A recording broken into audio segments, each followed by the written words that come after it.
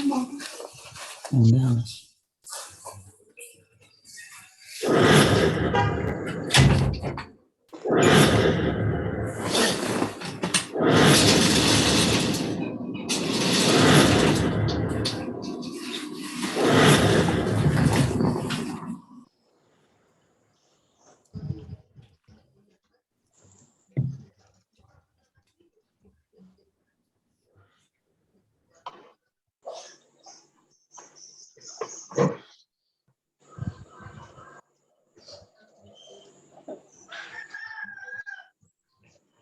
Ya, silakan Pak. Assalamualaikum warahmatullahi wabarakatuh. Bismillahirrahmanirrahim. La ilaha illallah wahdahu la syarikalah wa la ilaha illallah wahdahu la syarikalah wa lahul mulku wa lahul hamdu wa huwa ala kulli syai'in qadir. Asyhadu an la ilaha illallah wa asyhadu anna Muhammadar Rasulullah. Allahumma shalli ala Muhammad wa ala ali Muhammad kama shallaita ala Ibrahim wa ala ali Ibrahim innaka Hamidum Majid. Para jemaah Majelis Taklim Musafir, alhamdulillah pagi ini kita dipertemukan Allah Subhanahu wa taala untuk melanjutkan kajian kita. Alhamdulillah kita diberi kesehatan untuk berkumpul. Untuk saudara-saudara kita yang sedang sakit, berhalangan hadir, mungkin kita doakan supaya segera diberi kesembuhan. Insya Allah tanpa ada sakit lagi. Alhamdulillah pagi ini kita akan lanjutkan lagi kajian mengenai tafsir ilmu katsir. Kita melanjutkan, minggu lalu kita sudah membahas mengenai surat An-Nas. Pagi ini kita akan lanjutkan mengenai surat Al-Falaq. Insya Allah kajian ilmu tafsir ilmu katsir ini kita laksanakan sebulan sekali pada pekan ketiga. Ini untuk menyingkat waktu, silakan Pak Ustadz untuk memulai. Assalamualaikum warahmatullahi wabarakatuh. Warahmatullahi wabarakatuh. Alhamdulillah nahmaduhu wa nasta'inuhu wa nastaghfiruh wa na'udzu billahi min syururi anfusina wa min sayyiati a'malina may yahdihillahu fala mudilla lahu wa may yudlil fala hadiya lahu. Asyhadu an la ilaha illallah wahdahu la syarika lahu wa asyhadu anna Muhammadan abduhu wa rasuluh. Allahumma shalli ala Muhammad wa ala ali Muhammad kama shallaita ala Ibrahim wa ala ali Ibrahim innaka Hamidum Majid. Allahumma barik ala Muhammad wa ala ali Muhammad kama barakta ala Ibrahim wa ala ali Ibrahim innaka Hamidum Majid.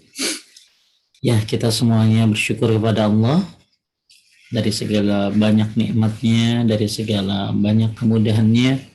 Termasuk pada hari ini mudah untuk menuntut ilmu, di mana di saat-saat istirahat, di saat-saat senggang, kita tetap mempergunakan waktu-waktu kita untuk beribadah kepada Allah Subhanahu wa taala.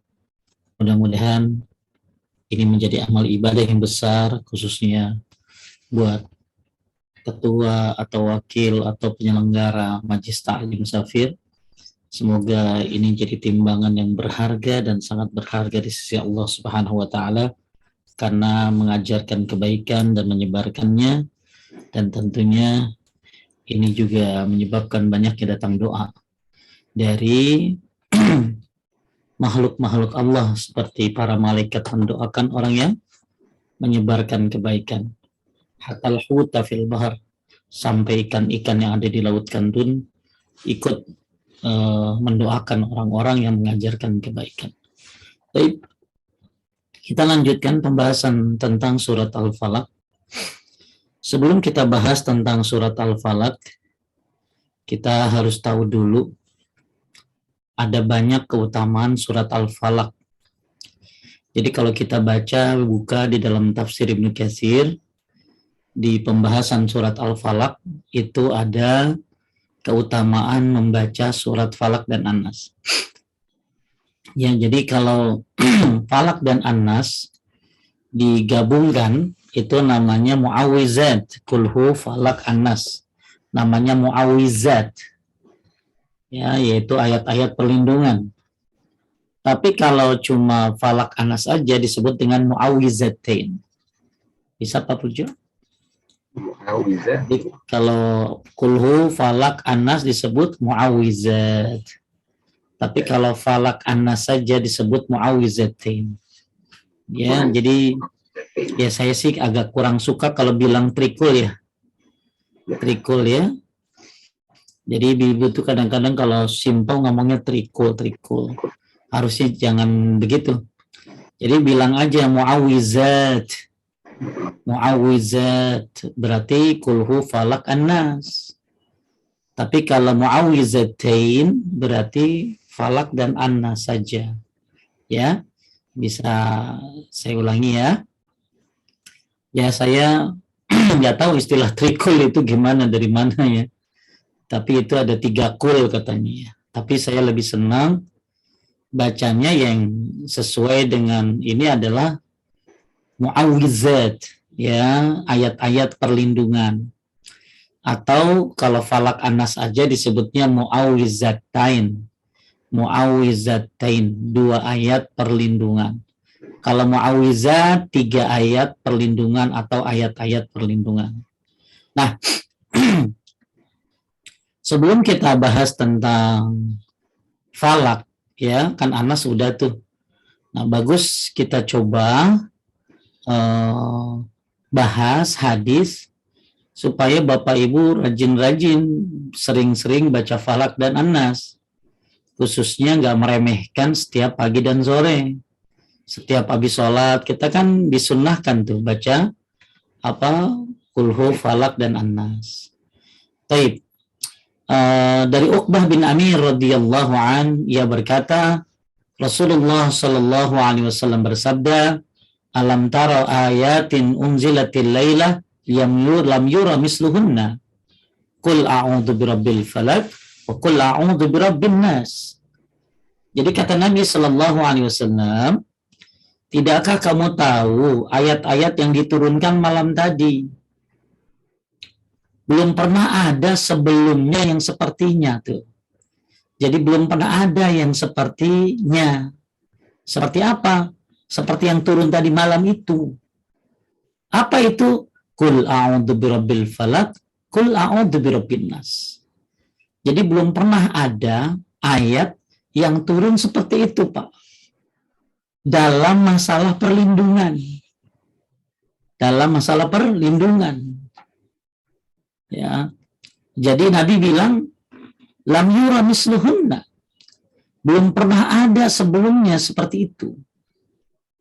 Ya, belum pernah ada kayak falak dan An-Nas. Maka saya baca dalam sebuah kitab disebutkan bahwa dulu itu Nabi kalau minta perlindungan baca ayat Quran. Tapi setelah falak An-Nas turun, maka untuk masalah perlindungan bacanya falak dan An-Nas. Bapak-bapak, ibu-ibu, ya, kita akan bahas nih dahsyatnya mu'awwizatain, falak dan An-Nas. An-Nas udah dibahas, sekarang tinggal al-falak. Sebelum masuk tafsirnya, saya pengen Bapak Ibu tahu keutamaan ini, sehingga nggak meremehkan.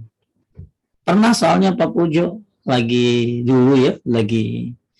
ceritanya di Mekah ya tahun 2000-an itu. Saya udah tua ya Pak Pujo ya. Tahun 2000-an. Saya haji masih bujangan tuh. Ya, haji reguler. Alhamdulillah dapat hadiah dari mak ibu dan bapak. Tadinya kan saya lagi badung banget itu Pak. Lagi hancur-hancurnya. Diberangkatin haji tuh biar sadar. Gitu ya. Alhamdulillah, Masya Allah tuh orang tua perjuangannya sampai kayak begitu ya. Ini anak nih biar benar ya sadar berangkatin haji deh. Alhamdulillah, Masya Allah ya. Mudah-mudahan jadi pahala tuh Bapak Ibu saya. Nah, itu kan kita akan namanya reguler ya, karena jauh dari Masjidil Haram. Saya dapatnya di Ma'la itu di Mekah ya, ada kuburan Ma'la namanya. Itu tempat Siti Khadijah dikubur tuh di Ma'la di situ. Nah itu kan sholatnya tuh di hotel ya. Ini dipimpin sama kiai. Nah kiainya baca surat pendek. Itu ada ibu-ibu yang memang secara sosialita katanya dia inilah ya, Ya mungkin kerjanya di tempat yang bagus atau nggak tahu dah. Akhirnya dia bilang begini, masa Pak Kiai baca surat pendek? Lah kalau sholat tuh bacanya yang panjang dong, ya. Ya saya nggak ada pikiran apa-apa, cuman sampai hari ini saya ingat ibu itu nggak seneng sama orang yang baca surat pendek kalau lagi sholat, seolah-olah ya, padahal itu sholat maghrib, dan sholat maghrib itu kan emang pendek-pendek ya, bukan berarti nggak boleh yang panjang. Nabi juga pernah yang panjang. Nah akhirnya ternyata kenapa orang banyak ngeremehin Falak dan Anas, bacanya nggak fokus, ya karena dia nggak tahu apa keutamaannya. Makanya kata Nabi Shallallahu Alaihi Wasallam, lam yura misluhunna, belum pernah ada surat yang turun kayak Falak dan Anas. Ya, makanya Falak Anas ini ya jadi sebuah andalan ya, andalan. Lagian kan semua orang pasti hafal tuh. Ya ngaku orang Islam dari kecil pasti hafal Falak Anas. Cuma masalahnya keutamaannya kagak ngerti, sehingga dia bacanya juga nggak khusyuk. Itu yang pertama hadisnya, ya, tentang bagaimana keutamaan Falak dan Anas. Kemudian yang B, yang kedua, diriwayatkan dari Abu Dawud, kuntu aqudu bi Rasulillah sallallahu alaihi wasallam fi safar. Aku pernah menjadi petunjuk jalan Rasulullah sallallahu alaihi wasallam dalam perjalanan ya, dalam safar. Maka Nabi berkata, ya Uqbah, ala wa'allimuka khaira surataini quri'ata. Wahai Uqbah, maukah aku ajarkan padamu 2 surat terbaik yang dibaca? Itu Pak Pujo. Jadi Falak Anas itu 2 surat terbaik. 2 surat terbaik, semua Al-Quran hebat. Tapi memang ada surat-surat yang memiliki spesial. Salah satunya adalah Falak dan Anas. Maka disebutkan dalam riwayat ini, saya ambil dari kitab At-Targhib wa Tarhib, ya, Sahih Targhib wa Tarhib, Targhib karya Syekh Albani, ya. Beliau menyatakan ya hadis ini hasan, bagus, bahwa Nabi bilang begini sama Uqbah, ala wa'alimuka khaira surataini quri'ata, maukah aku ajarkan kepada kamu 2 surat yang terbaik? Apa itu? Fa'allamani, maka Nabi mengajarkan Qul a'udzu birabbil falak dan Qul a'udzu birabbin nas. Catat tuh, yang pertama, tidak ada surat seperti Falak dan Anas. Dan tidak ada apa? Maksudnya tidak ada seperti Falak dan Anas. Ya, dalam masalah apa? Dalam masalah perlindungan. Kedua, 2 surat terbaik. Ini keutamaannya. Bisa dicatetin sama ibu-ibu, ya. Yang ketiga, dalam riwayat milik Abu Daud disebutkan, hadis ini sahih, bainama ana asiru ma'a Rasulillah sallallahu alaihi wasallam bainal Juhfah wal Abwa. Tatkala saya sedang berjalan bersama Rasulullah sallallahu alaihi wasallam di antara Juhfah dan Abwa. Ya, jadi lagi jalan sama Nabi nih di antara Juhfah dan Abwa. Izghashina rihun wa dhulmatun syadidah. Tiba-tiba Pak, ada angin, diselimuti angin dan kegelapan yang tebal. Jadi Nabi sama sahabatnya di antara Juhfah dan Abwa, tiba-tiba ada angin dan kegelapan yang tebal. Wih, udah gelap Pak. Lagi safar lagi. Mending safarnya pakai mobil. Nggak ada mobil. Di atas onta. Angin kencang, gelap. Masya Allah. Ini kalau pakai mobil ya enak deh. Di dalam diem aja. Masih bisa enak. Nah, ini di luar. Kemudian Maka Rasulullah sallallahu alaihi wasallam yata'awuz. Nabi sallallahu alaihi wasallam ya yata'awwazu bi a'udzu birabbil falaq wa a'udzu birabbin nas. Begitu turun apa tadi Pak, angin begitu tuh. Ya, angin kencang, kemudian pokoknya angin terus kegelapan yang tebal, maka Nabi sallallahu alaihi wasallam membaca Falak dan An-Nas. Qul a'udzu birabbil falaq, qul a'udzu birabbin nas. Jadi ibu kalau lagi suasana kagak enak, mencekam. Ya, angin. Wah, pokoknya nggak enak lah. Pernah mungkin ya, Bapak Ibu. Nah, ini dia masuk. Siapa nih? Teh Ica. Nih, ibu ini kenapa bisa masuk dia?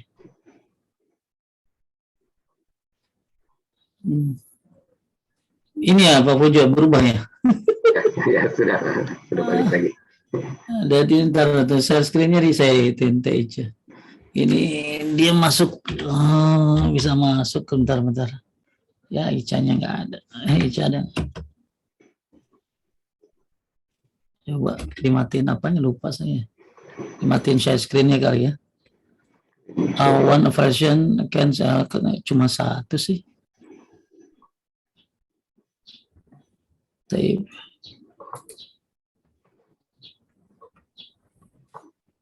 udah enggak ya Pak? Sudah enggak Pak? Sudah enggak. Ya. Bisa masuk ya? Tapi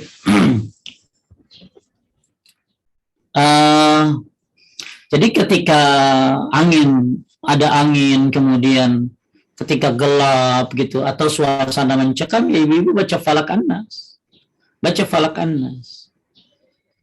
Nah, kemudian Nabi Shallallahu Alaihi Wasallam bilang begini sama Uqbah, ya Uqbah, ta'awwazu bihima. Wahai Uqbah, berlindunglah kepada Allah dengan mengucapkan keduanya. Karena tiada seorang pun yang berta'awuz dengan yang semisal dengannya. Jadi Nabi nyuruh kalau keadaan mencekam kayak begitu, nyuruh Uqbah untuk baca Falak dan An-Nas. Maka kita juga sebagai umatnya turutin tuh. Kalau keadaan mencekam, ya entah mungkin Pak ya, mencekamnya nggak harus angin, nggak harus kegelapan. Ya mungkin suasana lagi di jalan ada tawuran. Ya, kemudian mungkin ada apalah, tiba-tiba ada orang yang ditakuti atau apa, kejahatan, baca Falak dan An-Nas. Bahkan Nabi Shallallahu Alaihi Wasallam wasami'tuhu ya'ummuna bihima fis shalah, kata Uqbah, aku mendengarnya beliau mengimami kami dengan baca Falak dan An-Nas dalam salat. Jadi Nabi bukan hanya dalam kegelapan dan suasana lagi nggak enak baca Falak dan An-Nas, bahkan kata Uqbah, Nabi waktu jadi imam baca Falak dan An-Nas. Ya, saya jarang dengar tuh Pak ada imam baca Falak An-Nas, kecuali imam-imam orang awam. Kalau orang awam pasti udah jadi favorit tuh. Tapi kalau ustadz-ustadz yang mungkin udah hafiz, saya jarang dengar Falak An-Nas. Bacanya yang lain. Padahal nggak usah malu ya. Ya, jadi bapak-bapak yang memang hafalnya Falak An-Nas jangan malu Pak. Jadi kalau ditanya sama istrinya, kenapa sih papi baca Falak An-Nas mulu? Ini 2 ayat terbaik. Ya, tapi ya sambil memang benar, bukan karena ngeles gitu loh. Ya, kebanyakan kan ngeles. Ini 2 surat terbaik. Apalagi tadi, nggak ada yang semisal dengannya. Yang ketiga, Nabi baca lagi keadaan mencekam. Cuman kalau Pak Pujo lagi keadaan mencekam, baca apa Pak? Bismillah Pak. Baca apa? Nah, makanya kemarin ada orang yang mau, waktu itu ada ibu-ibu ya, yang mau naik pesawat, dia orangnya takutan Pak. Baca Falak An-Nas aja udah. Baca Falak An-Nasnya yang banyak. Ustadz saya mau dioperasi Pak Ustadz, baca Falak dan An-Nas yang banyak. Ya. Taib. Kemudian ini prolog ya, sebelum kita bahas Falak dan An-Nas tafsir Falak, biar semangat, rajin baca Falak. Kemudian dari Ibnu Hibban, ini hadis sahih dari Ibnu Hibban disebutkan bahwa Ya Rasulullah, bacakan kepadaku beberapa ayat dari surat Hud, beberapa ayat dari surat Yusuf. Maka Nabi SAW mengatakan, wahai Uqbah, innaka lam taqra suratan ahabba ilallah. Masya Allah nih Pak. Wahai Uqbah, sesungguhnya kamu sekali-kali tidak membaca satu surat yang lebih disukai Allah. Ini yang keempat nih Pak. Yang lebih disukai Allah. Tidak pula lebih sampai di sisinya daripada membaca Qul a'udzu birabbil falak. Ini falak doang nih Pak, nggak pakai anas. Kalau tadi kan kita bicara falak anas, ya falak anas. Sekarang Nabi bilang kepada Uqbah, kamu sekali-kali tidak membaca satu surat yang lebih disukai oleh Allah dan tidak pula lebih sampai di sisinya daripada membaca Qul a'udzu birabbil falak. Maka malah Nabi bilang begini, Pak, fa in istata'ta alla tafutaka fis shalah faf'al. Kalau kamu bisa mampu untuk membacanya di dalam salat, maka lakukanlah. Kalau kamu mampu untuk tidak melewatkannya di dalam salat, maka lakukanlah. Jadi surat Falak ini termasuk surat yang disuruh sering dibaca. Ya, makanya Masya Allah kita baca Falak Anas tuh banyak banget sehari kan. Mau tidur sebelum mau tidur, pagi sore, kemudian habis sholat, ya habis sholat wajib. Jadi Nabi Shallallahu Alaihi Wasallam menyuruh Uqbah untuk apa? Ya, bahwa tidaklah membaca satu surat yang lebih disukai oleh Allah. Apa surat yang disukai oleh Allah? Jadi Nabi SAW sebenarnya kamu sekali-kali tidak membaca satu surat yang lebih disukai Allah dan tidak pula lebih sampai di sisinya daripada membaca Qul a'udzu birabbil falaq. Jadi kesimpulannya, surat Falak ini termasuk surat yang disukai atau dicintai Allah. Bahkan Nabi bilang tadi apa? Fa in istata'ta an la tafutaka fis shalah faf'al. Kalau kamu bisa baca, kalau kamu mampu untuk tidak meninggalkannya di dalam salat, maka lakukanlah. Ya, jadi Masya Allah, ini keutamaan yang keberapa? Keempat ya? Keempat ya. Yang terakhir,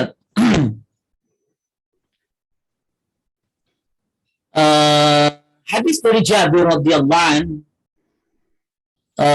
faqultu wa ma aqra'u bi abi anta wa ummi qala qul a'udzu bil falaq qul a'udzu bin nas. Bacalah wahai Jabir. Maka saya berkata, apa yang harus saya baca wahai Rasulullah? Beliau bersabda, qul a'udzu bil falaq qul a'udzu bin nas. Maka saya pun membacanya. Faqara'tuhuma faqala iqra bihima wa lan taqra'a bislihima. Bacalah keduanya dan kamu tidak akan bisa membaca yang serupa dengan keduanya. Jadi kalau saya simpulkan 4 aja. Bisa disimpulkan Pak, nomor 1, keutamaan Falak dan Anas. Tidak ada surat yang seperti Falak dan Anas. Baik, yang kedua? Yang kedua merupakan 2 surat terbaik. Yang ketiga, membacanya jika keadaan mencekam. Dan yang keempat, surat Falak adalah surat yang paling disukai Allah. Masya Allah, ya. Nih, jadi yang baca Falak dan Anas kudu tahu ini. Biar bacanya tuh pede, ya, pede. Baik, kita masuk kepada tafsirnya. Bismillah.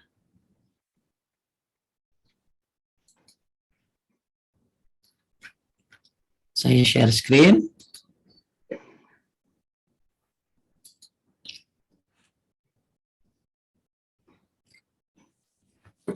Al-Falak. Al-Falak ini artinya waktu subuh. Ya.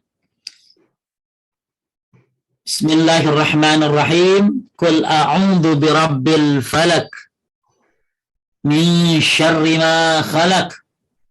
Wa min syarri ghasikin idza waqab. Wa min syarri naffatsati fil 'uqad. Wa min syarri hasidin idza hasad. Boleh baca Pak Pujo? Ya. Katakanlah, Aku berlindung kepada Rob yang menguasai subuh, dan dari kejahatan makhluknya, dan dari kejahatan malam apabila telah gelap gulita, dan dari kejahatan wanita-wanita tukang sihir yang menghembus pada buhul-buhul, dan dari kejahatan orang yang dengki apabila ia dengki. Ibnu Abi Hatim meriwayatkan, itu artinya ya, itu arti dari terjemah daripada Qul a'udzu birabbil falaq. Ibnu Abi Hatim meriwayatkan dari Jabir, ia berkata, al-falaq adalah waktu subuh.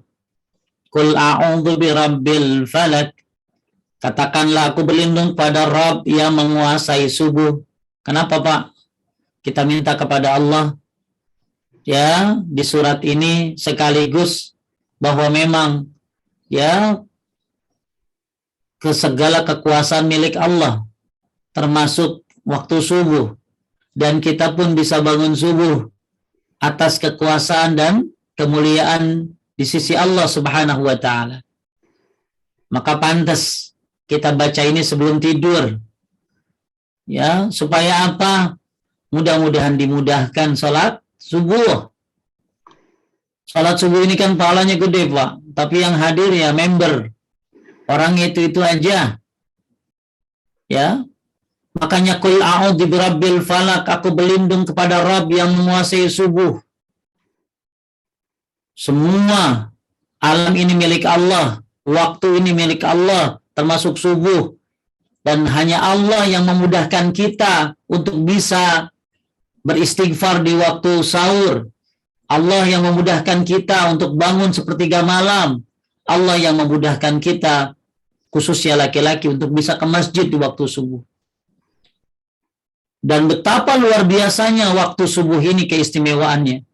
Apalagi yang bisa sholat subuh berjamaah.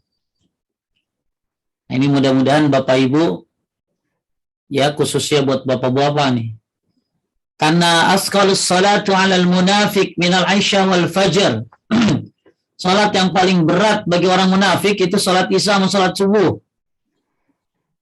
Malah kata Syekh bin Shalih Al-Utsaimin, kalau seseorang pengen melihat tentang kemunafikan, apakah dirinya munafik atau tidak, maka lihat dalam menjaga waktu salatnya, khususnya salat subuh. Karena salat subuh ini paling berat bagi orang-orang munafik. Kita taunya munafik kalau ngomong bohong, kalau janji ingkar, kalau dikasih amanat khianat. Ya, padahal tanda-tanda munafik banyak. Salah satunya ya malas salat, diantaranya salat apa tadi? Isya dan subuh. Maka betapa luar biasanya Allah kasih pahala untuk salat subuh berjamaah itu gede banget, Pak. Kalau 2 rakaat sebelum subuh lebih baik daripada dunia dan seisinya, betul? Gimana salat subuhnya? Rakaatul fajri khairum minad dunya wa ma fiha. 2 rakaat sebelum subuh itu lebih baik daripada dunia dan seisinya. Itu baru 2 rakaat qabliyah subuh. Gimana salat subuhnya, Pak? Ya, tapi tadi malah saya nggak suka tuh Pak nama pejuang subuh. Jadi seolah-olah cuma subuh doang gitu. Padahal yang laki-laki kudunya yang sholatnya 5 waktu di masjid. Apalagi sholat subuh. Mungkin penamaan pejuang subuh ini subuh itu pakai perjuangan kali ya. Ada nggak Pak grupnya gitu Pak? Ada ya?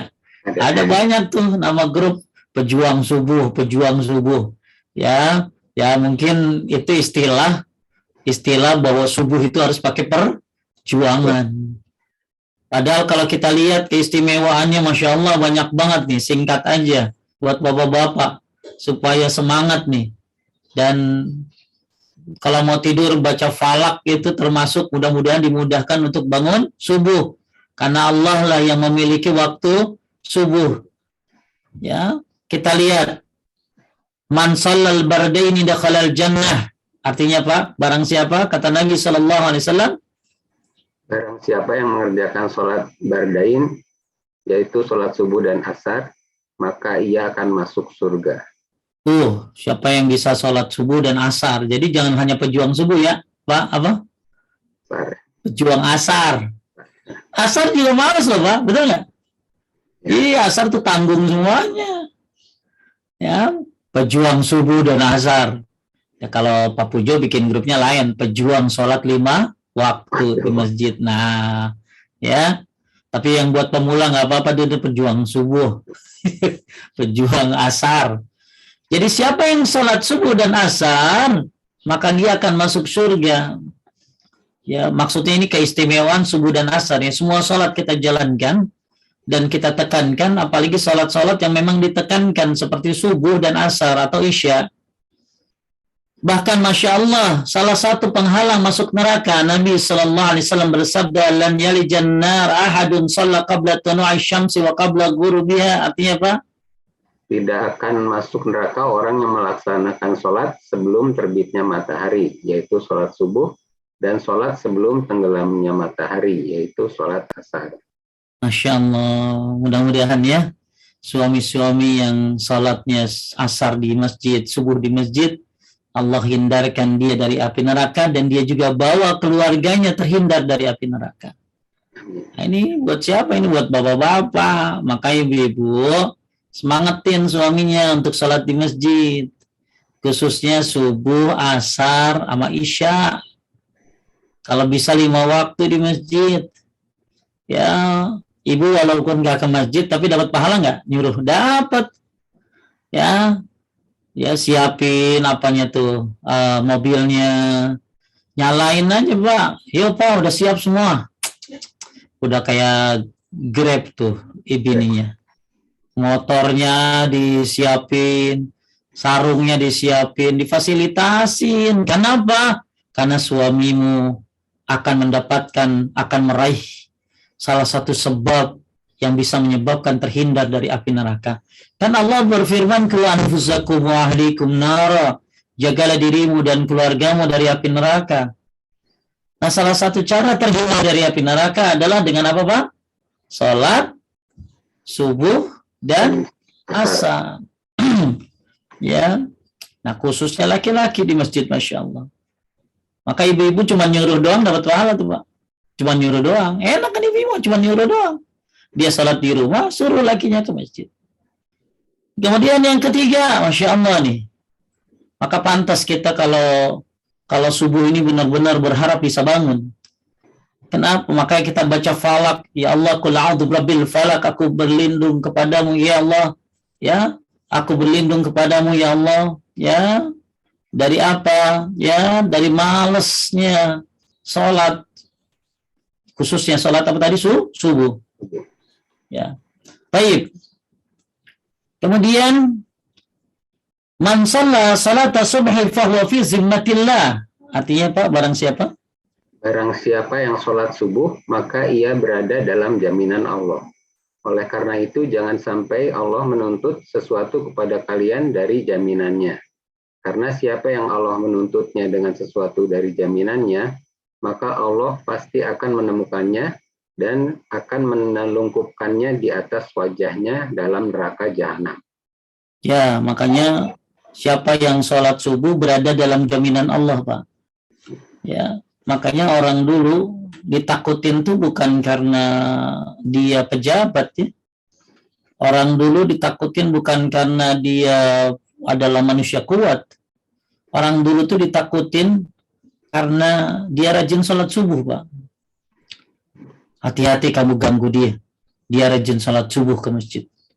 Pernah ada seseorang yang ingin dihukum, ya.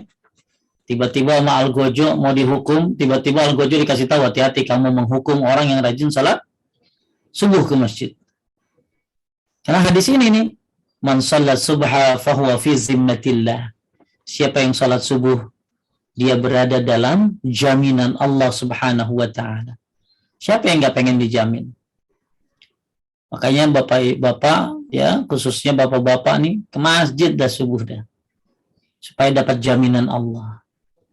Supaya tadi apa yang kedua tadi, dihindari dari api neraka. Supaya tadi apa? Masuk surga. Itu udah 3. Bahkan man shalal aisha fi jama'atin fakannama qama nisfal lail wa man shalal subha fi jama'atin fakannama shalla laila kullu. Artinya apa? Barang siapa Barang siapa yang sholat isya berjamaah, maka seolah-olah dia telah sholat malam selama separuh malam. Dan barang siapa yang sholat subuh berjamaah, maka seolah-olah dia telah sholat seluruh malamnya. Jadi siapa yang sholat isya dan subuh, pahalanya kayak sholat semalaman penuh, Pak. Ya, ada yang bilang nyambung tuh. Ya, maksudnya isya dan subuh. Ya, makanya Umar bin Khattab pernah mencari seorang anak muda yang biasa ke masjid, ternyata nggak ada di masjid, Pak. Kemudian dicari, ketemu sama ibunya, apa kata ibunya, Umar, anakku tidak bisa sholat subuh ke masjid karena dia tahajud semalaman tadi malam, sehingga nggak sempat ke masjid. Apa kata Umar bin Khattab, aku lebih baik sholat 2 rakaat di masjid daripada sholat tahajud semalaman. Ya, itu hebatnya sholat apa tadi? Subuh. Apalagi kalau udah bapak-bapak tahajud, sholat subuh, buat subuh di masjid juga. Bahkan yang kelima disaksikan para malaikat, wa tajtami'u malaikatul lail wa malaikatul nahar fi salatil fajr, dan para malaikat malam dan malaikat siang berkumpul pada salat fajar. Masya Allah, kumpulnya para malaikat. Cahaya pada hari kiamat disebutkan, basyiril masa'ina fi dhulmi ilal masjid binuri tammi yaumal qiyamah. Ya, nggak ada hadisnya di sini. Kabar gembira bagi orang yang salat subuh di masjid, isya di masjid, akan mendapatkan cahaya yang sempurna nanti pada hari kiamat. Bapak Ibu sekalian dimuliakan Allah, siapa yang rajin salat subuh ke masjid, isya ke masjid, akan dapat yang cahaya yang sempurna nanti pada hari kiamat. Makanya disebutkan dalam sebuah hadis Nabi SAW bersabda, lanjut Pak, Sesungguhnya sholat yang paling berat dilaksanakan oleh orang-orang munafik adalah sholat isya dan sholat subuh. Sekiranya mereka mengetahui keutamaan keduanya, niscaya mereka akan mendatanginya sekalipun dengan merangkak. La tuhuma walau habwan. Kalau mereka tahu bagaimana hebatnya sholat isya dan subuh di masjid, mereka datang ke masjid dengan merangkak. Ya nggak bakalan tahu kalau kagak ngaji mah. Ya katanya sibuk. Ya Senin, Selasa, Rabu, Kamis, Jumat nggak bisa ngaji. Nah sekarang ada Sabtu nih. Kagak ngaji juga tuh, main golf nih, main sepeda Pak Ustadz. Ya. Taib. Jadi inilah 5 keutamaan, ya 6 keutamaan sholat subuh di masjid. Maka kita minta perlindungan kepada Allah untuk membangunkan kita, ya, untuk memberikan kekuatan kepada kita untuk bisa sholat subuh, khususnya laki-laki di masjid, ibu-ibu di rumah. Salah satunya penyebab masuk surga, sholat, ya, subuh dan asar. Kemudian penghalang dari neraka, sholat subuh itu. Kemudian berada dalam jaminan Allah. Kemudian dihitung sebagaimana sholat semalaman penuh, ya. Kemudian disaksikan oleh para malaikat. Kemudian cahaya pada hari kiamat. Dan kalau mereka tahu bagaimana pahala besarnya, mereka akan datang ke masjid walaupun merangkak. Ya, tadi saya sudah bilang, kalau orang sholat qabliyah subuh aja lebih baik daripada dunia dan sisinya, gimana sholat subuhnya? Kita lanjutkan ayat yang selanjutnya, min syarri ma khalaq.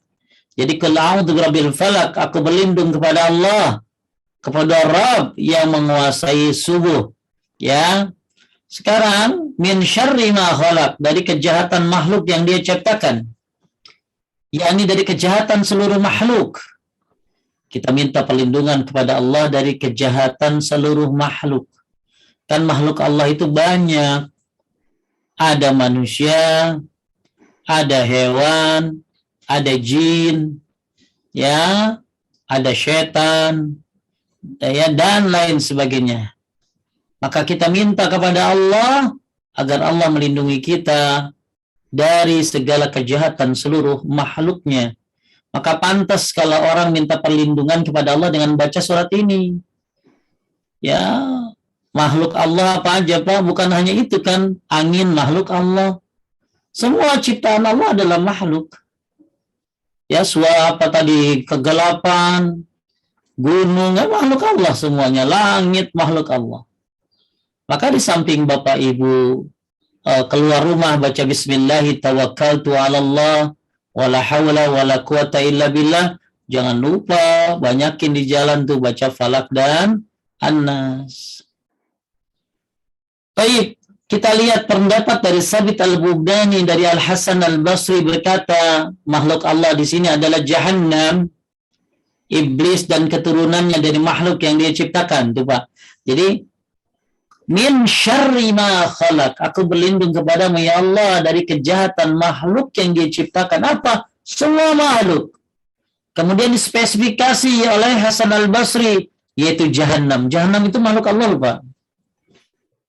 Ya, neraka itu makhluk Allah, surga juga makhluk Allah. Dan surga ini makanya kita disuruh baca doa Allahumma inni as'alukal jannah wa a'udzubika minan nar. Maka siapa yang 3 kali, maka siapa yang mengatakan itu, surga akan mengatakan, ya Allah dekatkan aku dengan dia. Siapa yang mengatakan itu, neraka akan mengatakan, ya Allah jauhkan aku dari dia. Maka bagus dibaca tuh doa itu. Allahumma inni as'alukal jannah wa a'udzubika minan nar. Allah juga berfirman dalam Al-Quran, idza ulqu fiha sami'u laha sahiqan wa hiya tafur takadu tamayyazu minal ghaid kullama ulqiya fiha fawjun sa'alahum wa zanatu alam yatikum nadhir qalu bala qad ja'ana nadhirun fakazzabna wa qulna ma nazzalallahu min syai'in antum illa fi dhalalin kabir. Neraka itu menggelegak. Ya, neraka itu menggelegak. Apa menggelegak, Pak? Ya, wah. Ya, apa tuh menggelegak? Nggak tahu dah artinya apa itu menggelegak dah. Pokoknya mungkin nyembur-nyembur begitu deh. Ya, ya. Kenapa? Ya, karena banyaknya orang yang masuk neraka.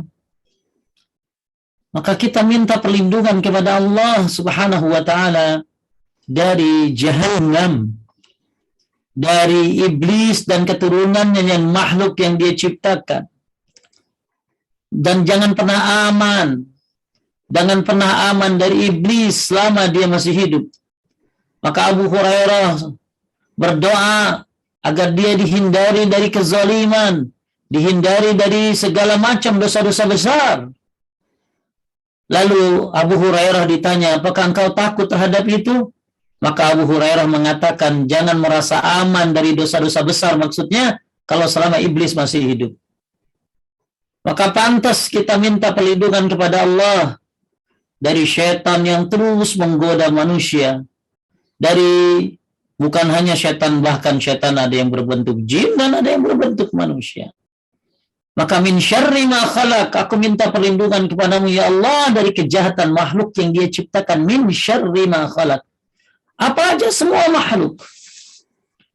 Kan makhluk Allah ada yang baik, ada yang buruk. Ada yang baik, ada yang jahat. Maka kita minta kepada Allah dihindari dari makhluk-makhluknya yang jahat. Dan kita juga minta kepada Allah dipertemukan dengan makhluk-makhluknya yang baik.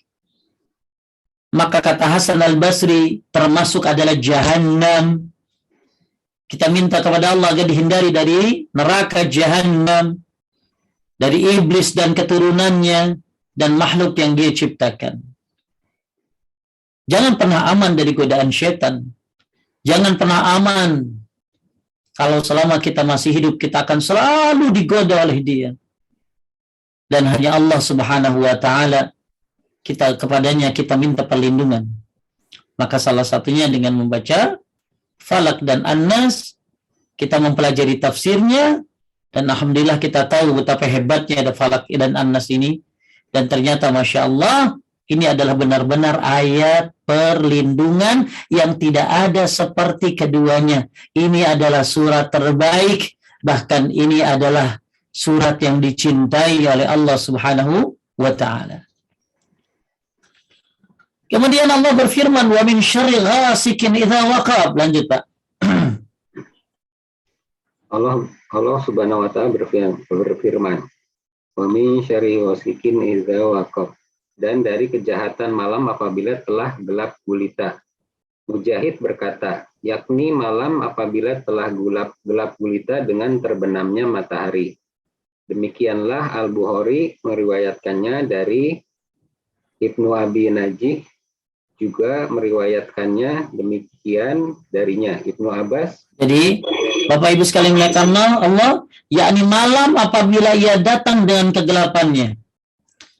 Ya, Az-Zuhri menafsirkan ayat dan dari kejahatan malam apabila telah gelap gulita ya tengah matahari apabila telah terbenam. Banyak kejahatan siang apa malam, Pak? Malam, Pak. Ya, siang ada, malam lebih banyak kayaknya. Kalau malam lebih menakutkan kali, Pak ya? Ya, karena semua orang lagi tidur kan?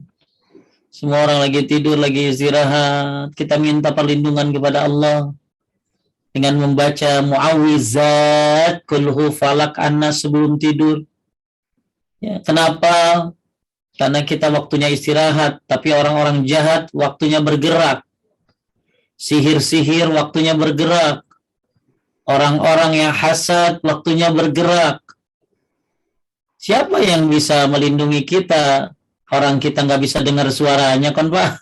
Suara dia congkel ini, congkel itu. Apa kita bergantung sama satpam? Ya, satpam hanya sebagai sebab saja. Kita intinya meminta kepada Allah Subhanahu wa taala agar dijaga dari apa? Wa min syarri ghasikin idza waqab, yakni matahari apabila ia terbenam. Maka ketika matahari terbenam, ya, maka kita minta perlindungan kepada Allah. Kenapa? Kita lihat di bawahnya. Abul Mahzam berkata dari Abu Hurairah radhiyallahu anhu menafsirkan ayat dan dari kejahatan malam apabila telah gelap gulita yaitu bintang, yakni bintang. Ibnu Zaid berkata dulu di zaman jahiliyah orang-orang Arab mengatakan al-ghasik artinya jatuhnya bintang kejora. Wabah penyakit dan penyakit taut menyebar ketika bintang tersebut jatuh dan menghilang ketika bintang tersebut terbit. Ibnu Jarir mengatakan ahli tafsir selain mereka berkata al-ghasik adalah bulan. Jadi kesimpulannya ada banyak penafsiran tentang min syarri ghasikin idza waqab. Ya. Tapi intinya kita minta perlindungan kepada Allah Subhanahu wa taala dari kejahatan-kejahatan yang muncul ketika matahari terbenam. Ya, makanya kita baca zikir pagi dan sore. Ya, nggak bisa baca habis asar, ya baca habis maghrib. Nggak bisa baca habis maghrib, ya baca habis isya. Nggak bisa baca habis isya, baca sampai tengah malam ditungguin. Bahkan ada yang menyebutkan zikir pagi, zikir sore boleh dibaca sebelum subuh datang. Ya, pokoknya sesempatnya. Dan zikir pagi sore ini bukan hanya sekedar pahala, tapi Allah berikan perlindungan dengan sebab membacanya. Ya, Allah memberikan keamanan dengan sebab kalian membacanya. Dan di dalamnya ada ayat yang mulia, ayat yang dicintai, ayat perlindungan, yaitu Falak dan An-Nas. Ya. Baik. Kemudian wa min syarrin naffatsati fil 'uqad. Dan dari kejahatan perempuan-perempuan penyihir yang meniup pada buhul-buhul. Mujahid, Ikrimah, Al-Hasan, Qatadah dan Dhahak berkata yakni kejahatan para penyihir. Tuh. Kita minta perlindungan kepada Allah dari ketika matahari terbenam. Dari apa kejahatan-kejahatan yang muncul di waktu malam. Termasuk apa, Pak? Tukang sihir. Termasuk tukang sihir. Mujahid berkata, ya ini apabila perempuan penyihir membaca mantra-mantra dan meniup pada buhul-buhul tali. Ini kenapa kita disuruh baca Al-Falak, diantaranya adalah di dalamnya, Masya Allah, adalah bagian daripada minta perlindungan dari segala kejahatan, termasuk tukang-tukang sihir. Makanya Pak, orang kalau di ruqyah pasti ustadznya suka baca apa? Salah satu suratnya pasti Al-Ikhlas, Falak, dan An-Nas. Ya, kenapa? Karena ini kan minta perlindungan. Dalam hadis yang lain disebutkan bahwa Jibril datang kepada Rasulullah SAW. Dia bertanya, apakah engkau sedang sakit wahai Muhammad SAW? Beliau menjawab, ya. Lalu Jibril berkata, ini ruqyah Pak. Ya, ini ruqyah. Kalau kita ketemu orang sakit atau anak sakit, suami sakit, istri sakit, boleh baca doa ini. Bismillahi arkik min kulli syai'in yu'zik min syarri kulli nafsin aw 'ainin hasadin Allahu yashfik. Dengan menyebut nama Allah aku meruqyahmu dari segala penyakit yang mengganggumu dan dari segala kejahatan orang dengki dan ain, semoga Allah memberimu kesembuhan. Ya, jadi Nabi SAW sakit. Ya, setelah kita bahas wa min syarrin naffatsati fil 'uqad, dari kejahatan siapa? Tukang sihir. Ya, dari kejahatan wanita-wanita penyihir yang meniup pada buhul-buhul. Dari kejahatan para penyihir, ya, bahwa mereka bekerja di malam hari, yakni apabila perempuan itu membaca mantra. Nah, ini ada kayak gini-gini Pak, di zaman Nabi juga ada ya, sihir. Kalau kita kan akhirnya bervariasi namanya, santet, guna-guna, ya itu memang ada. Ya, yang penting kita harus punya benteng. Nah, salah satu bentengnya adalah dengan membaca ini setiap habis sholat, baca ayat kursi, kul hu falak annas, kata Syekh bin Bas, itu ruqyah mandiri. Cukup kita meruqyah diri sendiri dengan baca zikir habis sholat, apalagi ditambah zikir pagi sore. Supaya apa? Ya banyak keutamaan zikir pagi sore dan habis sholat mah. Tapi salah satunya mendapatkan perlindungan dari Allah Subhanahu wa taala. Kenapa? Karena yang namanya sihir, ya namanya ain, yang namanya apalah bentuk-bentuk kerjaan setan, itu memang ada gitu. Ya. Nah, Nabi SAW saja pernah didoain sama siapa tadi? Jibril. Nabi pernah didoakan oleh Jibril dengan doa ini. Ya, makanya kalau salah satu doa kalau orang sakit ini nih. Ya. Jadi Bapak Ibu kalau orang sakit, Bapak Pujo kalau jenguk orang sakit bacanya apa? Nah, ini boleh nih. Jadi ini nih, ya. Jadi ada doanya nih. Yuk baca yuk masing-masing di rumah. Bismillahi arkik min kulli syai'in yu'zik min syarri kulli nafsin aw ainin hasidin Allahu yashfik. Dengan menyebut nama Allah, aku meruqyahmu tuh dari segala penyakit yang mengganggumu, dari segala kejahatan orang dengki. Nah ini nih, kita minta kepada Allah orang ini supaya disembuhkan kalau memang ada yang namanya hasad dari orang atau ain, Pak. Ya, semoga Allah yashfik, semoga Allah memberikanmu kesembuhan. Bagus dibaca ketika ada orang yang sakit. Baik, selanjutnya ternyata memang ada riwayat Pak Nabi kena sihir. Nabi pernah kena sihir. Tapi ada satu ayat yang di sini yang nggak tahu ya apakah terlewat pembahasannya, yaitu tentang wa min syarri hasidin idza hasad. Kan kita di sini bahas wa min syarrin naffatsati fil 'uqad, dari kejahatan perempuan-perempuan penyihir yang meniup pada buhul-buhul. Jadi apa kejahatan para penyihir? Nah, harusnya kan wa min syarri hasidin idza hasad. Mungkin dimasukkan ke dalam doa ini penafsirannya. Ya. Jadi kalau arti dari wa min syarri hasidin idza hasad apa? Tadi dibaca nih yang terakhir nih. Wa min syarri hasidin idza hasad, dan dari kejahatan orang yang dengki apabila ia dengki. Jadi setelah kita minta perlindungan kepada Allah dari apa? Ya, dari Allah yang aku berlindung kepada Allah yang menguasai subuh. Kita minta perlindungan kepada Allah agar bisa salat subuh. Kita minta perlindungan kepada Allah dari penyakit malas bangun salat. Ya, qul a'udzu birabbil falaq, karena Allah yang menguasai subuh. Maka mudah-mudahan dengan membaca surat ini sebelum tidur Allah mudahkan kita bangun untuk melaksanakan salat subuh. Kemudian dari kejahatan makhluknya, apa tadi makhluknya itu? Jahannam, iblis, dan seluruh makhluk ciptaan Allah. Maka ayat ini bagus banget untuk perlindungan. Bahkan Nabi menyuruhnya untuk jangan melewatkannya dalam salat kepada Uqbah tadi. Ini surat yang terbaik, surat yang dicintai. Kemudian dan dari kejahatan malam apabila telah gelap gulita. Ya, dari kejahatan malam ketika datang, ketika matahari terbenam, munculnya banyak kejahatan. Tentunya siang ada kejahatan, malam lebih banyak lagi, lebih mencekam. Kemudian ya, wa min syarrin nafasati fil 'uqad, dari kejahatan tukang-tukang sihir maksudnya. Kemudian wa min syarri hasidin idza hasad, dari kejahatan orang yang dengki apabila ia dengki. Makanya ada doa tadi di bawah ya Pak ya. Doa agar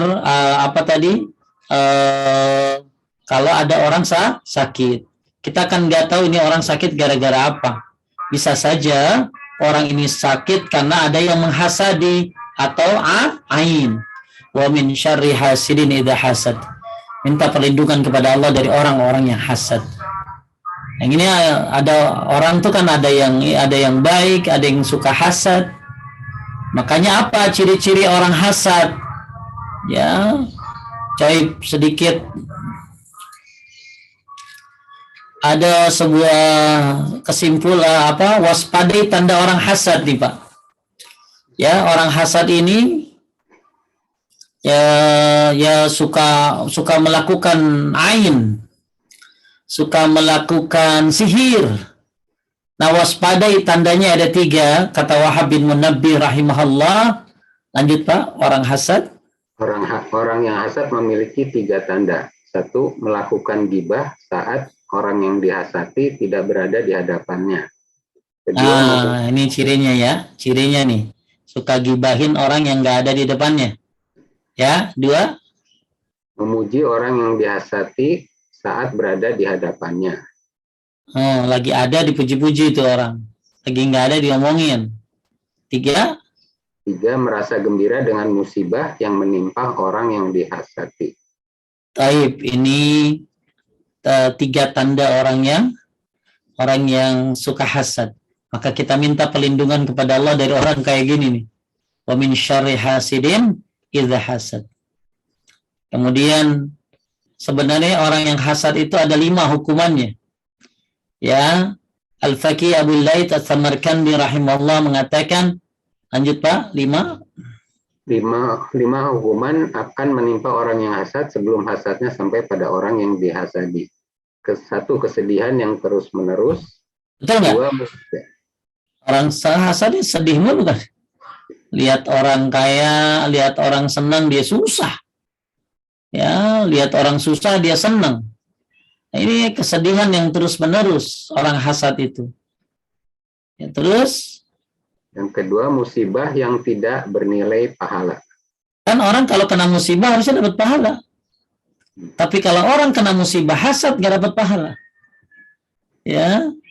Terus, jadi orang kena hasad itu kena musibah ya, tapi nggak ada pahala buat dia. Lanjut. 3, celaan yang tidak ada pujian atasnya. 4, kemurkaan Allah Ta'ala. 5, akan ditutup dari pintu taufik. Ya, na'udzubillah. Inilah salah satu tambahan dari wa min syarri hasidin idza hasad. Tadi kan yang ada di tafsir Ibnu Katsir yang diringkas oleh Safiur Rahman Syekh Mubarak Furi itu disebutkan ada doa tadi ya. Bismillahi arkik min kulli syai'in yu'zik. Ya. Nah, itu doa bagus buat bapak dan ibu ketika ada orang yang sakit ya, ketika ada orang sakit bagus tuh baca itu. Tapi bapak ibu sekalian dimuliakan Allah, doa tadi dimasukkan mungkin sebagai pembahasan terakhir dari wamin syarri hasidin idza hasad. Minta perlindungan kepada Allah dari orang hasad. Dan kalau ada orang sakit, sakit diapain, diainin, dihasadin atau apa, ya doain aja dengan doa yang tadi. Ya. Apa Pujo? Doanya? Ya. Bismillahi arkika min kulli syai'in yu'zika min syarri kulli nafsin aw ainin hasadin Allahu yashfika. Ini doa, kita doakan orang yang sakit dengan doa ini, entah disebabkan dengan apa, wallahu alam, kita mendoakan saja. Tapi sedikit tentang hasad, memang kita harus berlindung dari orang-orang hasad, karena orang hasad itu tadi sudah disebutkan, ya, cirinya melakukan ghibah saat orangnya tidak ada, memuji orangnya ketika ada di hadapannya, dan gembira dengan musibah yang menimpa orang yang dihasadi. Dan inilah 5 hukuman orang yang hasad. Kesedihan yang terus-menerus, musibah yang tidak bernilai pahalanya, celaan yang tidak ada pujian atasnya, kemurkaan Allah Ta'ala akan ditutup darinya pintu taufik. Nah, sebabnya banyak sih orang hasad itu. Ini sebab-sebab hasad. Kebencian kepada orang yang ia dengki. Atau ia dengki karena orang itu punya keutamaan atau kelebihan. Ya, atau saingannya maju dan lain sebagainya. Ya, orang yang hasad bakhil terhadap nikmat yang dia peroleh. Orang hasad ini dia nggak bersyukur terhadap nikmat yang Allah berikan kepadanya. Ya, ada banyak model-model hasad, tapi mungkin kita tidak dibahas di sini. Tapi satu lagi yang ada di tafsir ini tentang cerita bagaimana Nabi dulu disihir. Jadi gini ceritanya ya, Bapak Ibu. Tugas kita adalah membaca zikir. Apa yang diperintahkan oleh Allah dan Rasulnya kita baca.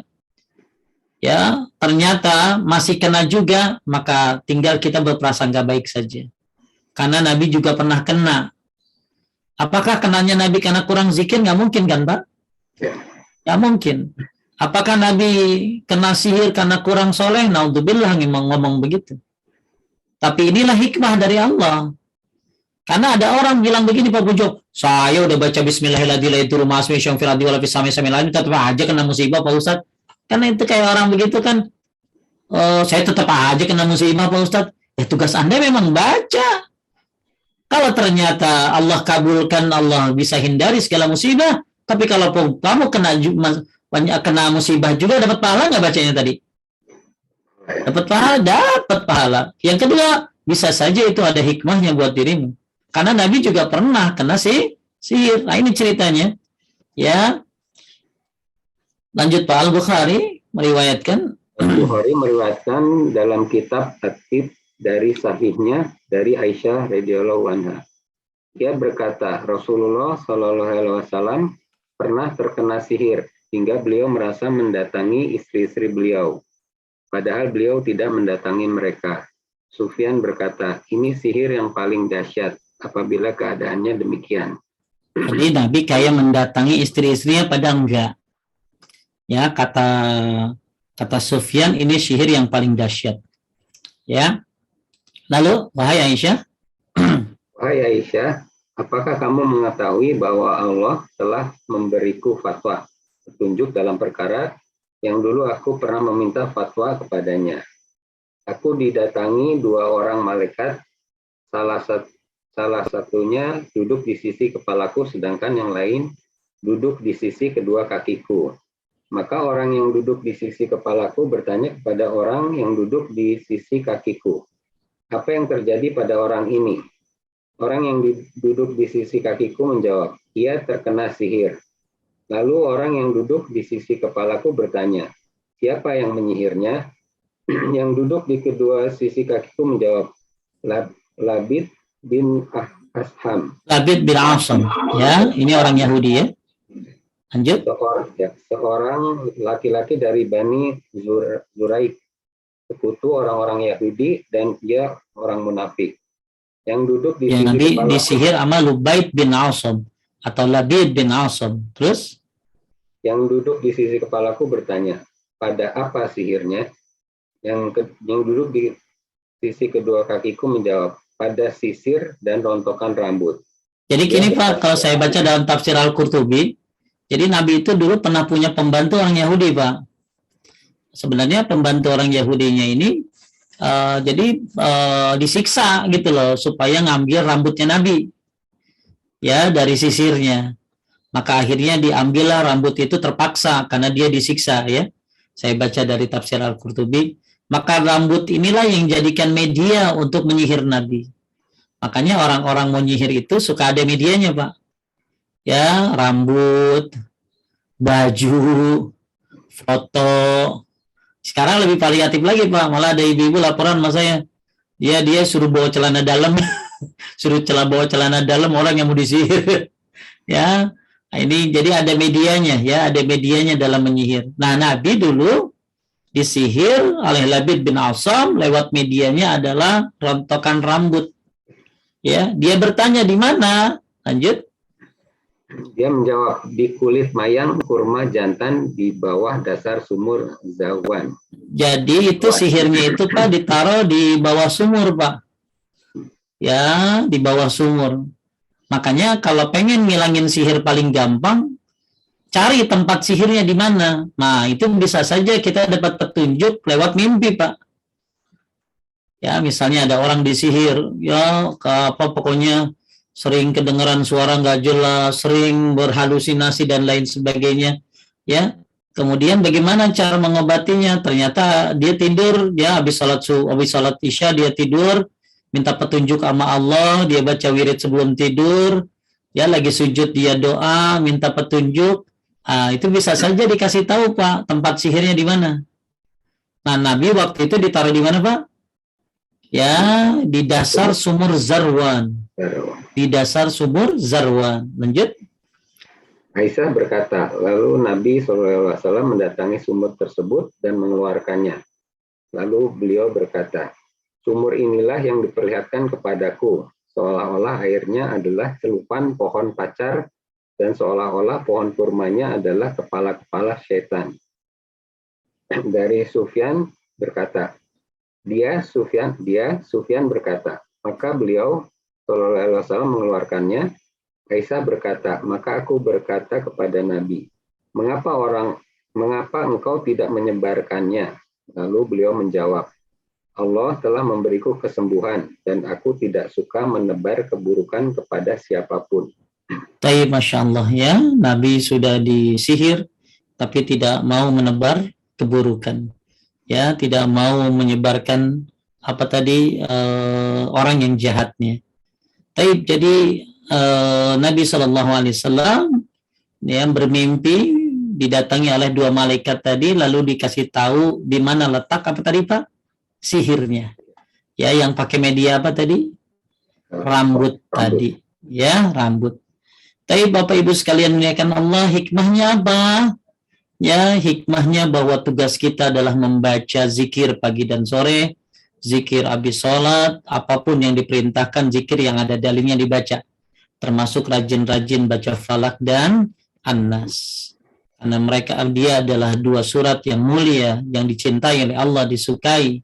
Ya, dan ternyata setelah kita membaca surat Falak, rajin kita zikir pagi sore, ternyata masih ada musibah yang kena, maka kita berprasangka baik kepada Allah. Ini adalah hikmah.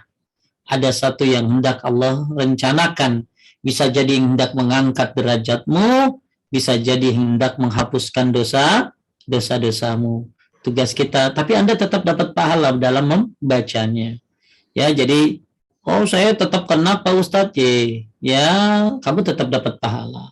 Tapi jangan lupa, kamu juga bisa jadi ada hikmah yang Allah berikan, yang akhirnya bisa saja dosa-dosamu hilang dengan sebab musibah itu. Wallahu a'lam.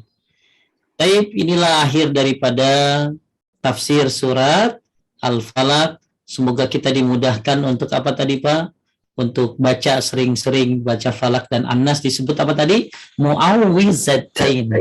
Mu'awwizatain.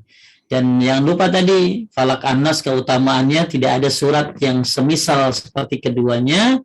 Nggak ada yang dalam masalah perlindungan lebih hebat daripada baca Falak dan An-Nas. Kemudian dua surat terbaik.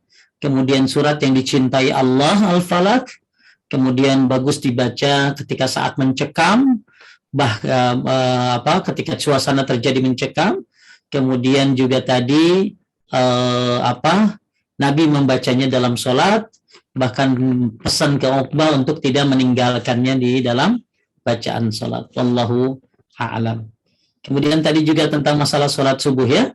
Mudah-mudahan memotivasi bapak-bapak untuk bisa rajin sholat subuh di masjid, apalagi bisa 5 waktu, apalagi subuh, asar, isya, apalagi 5 waktu. Wallahu a'lam. Lanjut.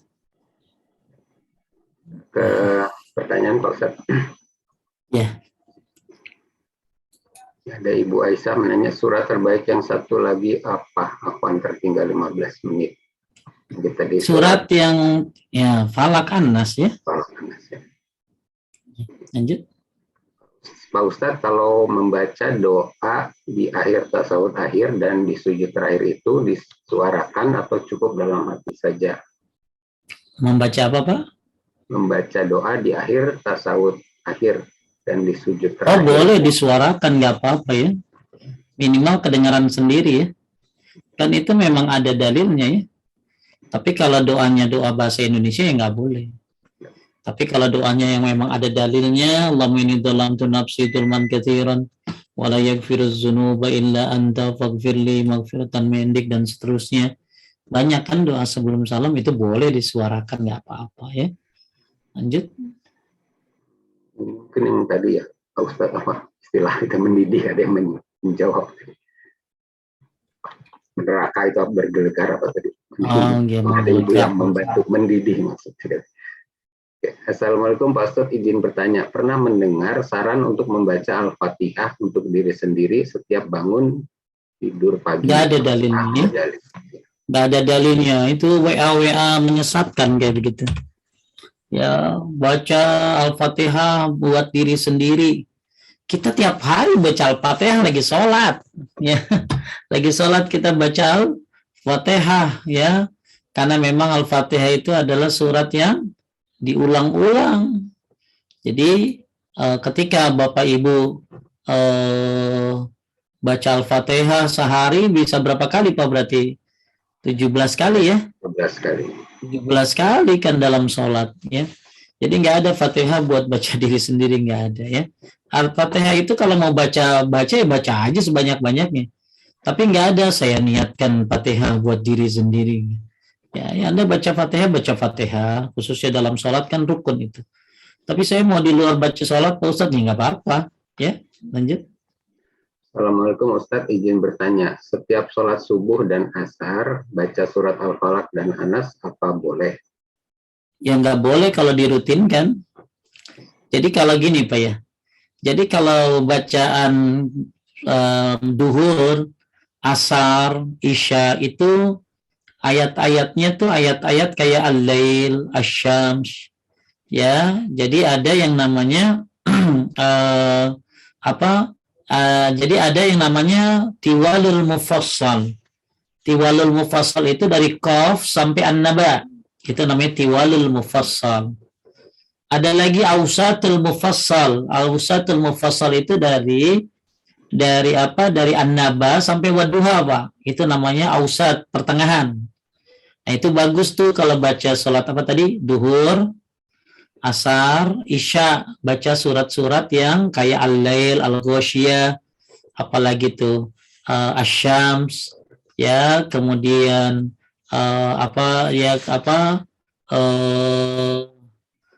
surat-surat yang pertengahan begitu tuh loh ya. Dari apa tadi Pak? An-Naba sampai Wadduha ya, Wadduha. Jadi namanya ausatul mufassal ya, yang pertengahan tuh.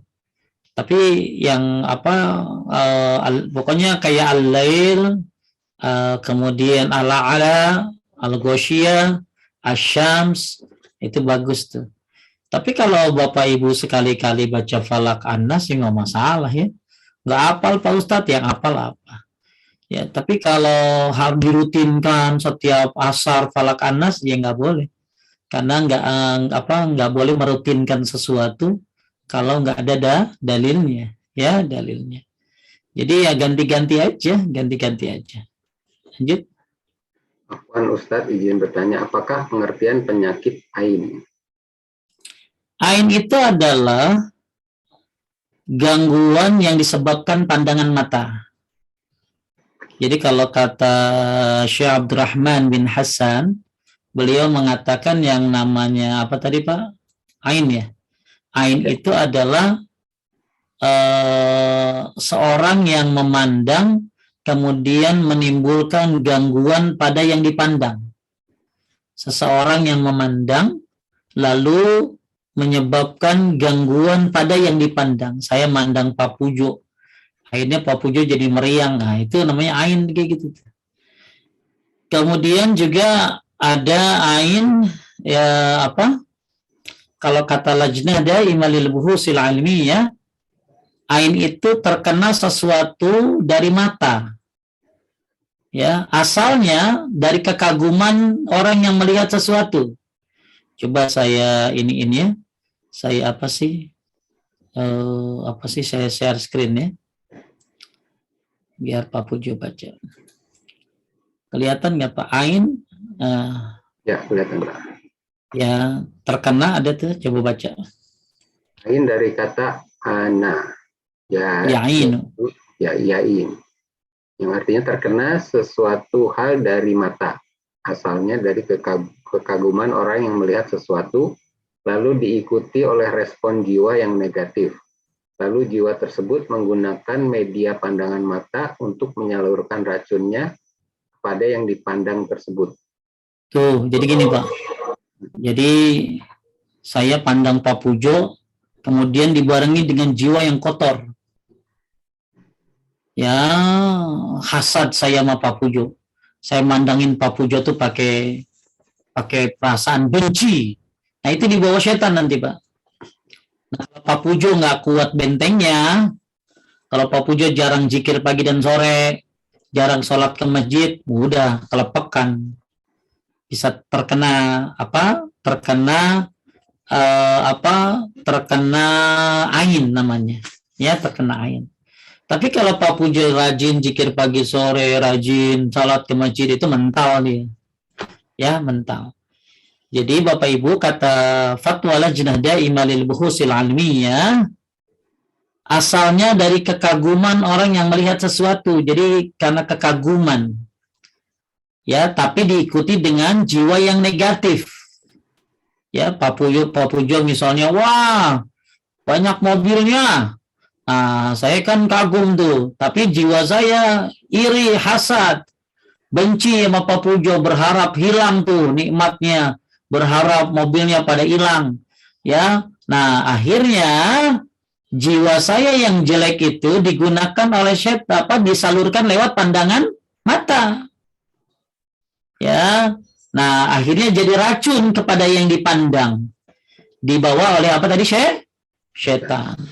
Nah, itu panjang sih cerita ain mah. Kurang lebih ini paling bagus ininya definisinya ya. Definisinya sampai Nabi SAW disebutkan di dalam surat akhir surat Al-Qalam ya. Yazrikunaka bi absarihim lamma sami'u dzikra wa yaquluna innahu lamajnun wa ma huwa illa dzikrul lil alamin. Nabi saja hampir dikelincirkan dengan ain itu. Ya. Nah, kalau dilihat di sini ya ada riwayat ya. Dari sebab paling banyak ada Pak. Sebab paling banyak kata Nabi sallallahu alaihi wasallam ada sebab paling banyak. Sebab paling banyak yang menyebabkan kematian pada umatku setelah takdir Allah adalah ain. Ya, makanya pembahasan ain sih panjang ya. Ya, intinya ain pencegahannya ada, cara-caranya. Cara ngobatinnya ada. Cuman banyak banget ya pembahasannya. Mungkin suatu saat kita bahas nanti kapan-kapan tentang gimana tadi solusi. Tapi solusi yang paling awal tadi doa tadi apa ya? Doa apa tadi? Doa yang Bismillahirrahmanirrahim min kulli syai'in yu'zik min kulli ainin hasidin Allahu yashfik. Ya, yang tadi Jibril mendoakan Nabi sallallahu alaihi wasallam. Baik, jadi ain itu adalah apa tadi Pak kesimpulannya? Kekaguman yang dibarengi dengan jiwa yang buruk yang dilampiaskan pada pandangan mata, dibawa oleh setan, jadi racun buat yang dipandang. Dahsyat banget ya. Tuh ain Pak, ya. Makanya kita kalau lihat sesuatu kekagum misalnya apa? Barakallahu fi. Jangan buset. Jangan ya. Barakallahu fiik. Kalau kita hasad sama orang punya mobil ini, ya, kita astagfirullahaladzim. Ya. Susah kalau orang lepas dari hasad itu. Cuman bedanya, orang baik menyembunyikan hasadnya. Orang jahat menimbulkan hasadnya. Pasti kan? Ya. Lanjut. Izin bertanya, doa Bismillahi artikadi itu untuk mendoakan orang saja, apa bisa mendoakan untuk diri sendiri? Kalau diri sendiri itu buat orang, tapi kalau buat diri sendiri begini caranya, pegang di tempat yang sakit, Bismillah, Bismillah, Bismillah, A'udzubi'izzatillahi wa qudratihi min syarri ma ajidu wa uhazir. Nah itu doa kalau buat diri sendiri, atau baca falak dan An-Nas, ya paling gampang. Jadi kalau tadi buat orang lain ya Pak ya, Bismillahi arkika min kulli syai'in yu'zika, buat orang yang diapain, yang kena ya Pak ya. Tapi kalau diri kita yang kena, ya baca falak An-Nas, baca zikir pagi dan sore ya. Makan kurma 7 butir, banyak sih solusi. Nah tapi doa yang gampang tadi tuh ya, baca falak dan An-Nas. Atau pegang tempat yang sakit, Bismillah, Bismillah, Bismillah 3 kali, A'udzubillahi wa qudratihi min syarri ma ajidu wa uhazir, itu dibaca 7 kali, A'udzubillahi wa qudratihi min syarri ma ajidu wa uhazir. Coba saya ada nggak ininya ya, apa rangkumannya? Coba sebentar, ada lagi yang nanya? Tadi surat Al-Falaq disebut 2 surat terbaik, yang satunya surat apa? Surat Anas tadi. Tadi udah Anas ya. Dari Ibu Lina, jazakallah Pak Ustadz, semoga Allah menganugerahkan kesehatan pada Pak Ustadz. Terima kasih Bu. Ini doanya ya, doanya. Yang tadi apa tadi? Yang Rukyah coba masih ada nggak? Ya, doanya ibu-ibu. Kalau ibu-ibu ada doanya coba dikasihin.